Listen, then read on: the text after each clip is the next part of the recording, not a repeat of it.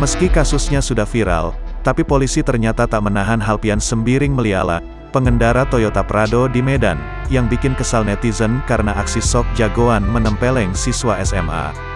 Hal itu disampaikan oleh Kasat Reskrim Polrestabes Medan, Kompol M. Firdaus, Sabtu, tanggal 25 Desember tahun 2021.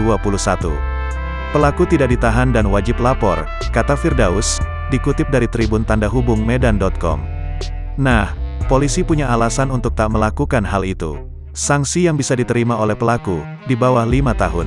Sehingga, polisi beralasan tak bisa menahan Halpian Sembiring Meliala. Halpian Sembiring Meliala akhirnya hanya dikenakan wajib lapor. Sebelumnya, Halpian ditangkap polisi di sebuah kafe kawasan Jalan Karya Wisata, Kecamatan Medan Johor, Jumat, tanggal 24 Desember tahun 2021.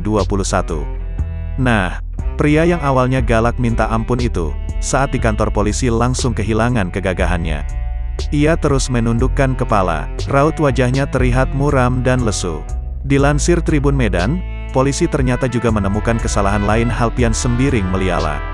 Kader PDI Perjuangan itu bukan hanya menganiaya Val, tapi juga menggunakan nomor plat yang diduga palsu, lantaran tidak terdaftar di Samsat.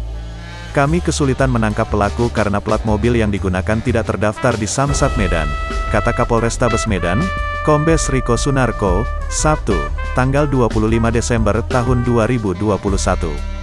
Halpian mengendarai mobil Toyota Land Cruiser Prado BK 955. Nah, ternyata nomor kendaraan itu palsu. Kepada polisi, Halpian emosi karena terpancing kalimat dari bocah SMA itu yang menurutnya kasar.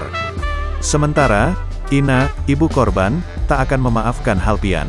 Ia tetap akan mengusut ke jalur hukum. Ina pun tak percaya dengan pengakuan Haloyan soal kata kasar itu.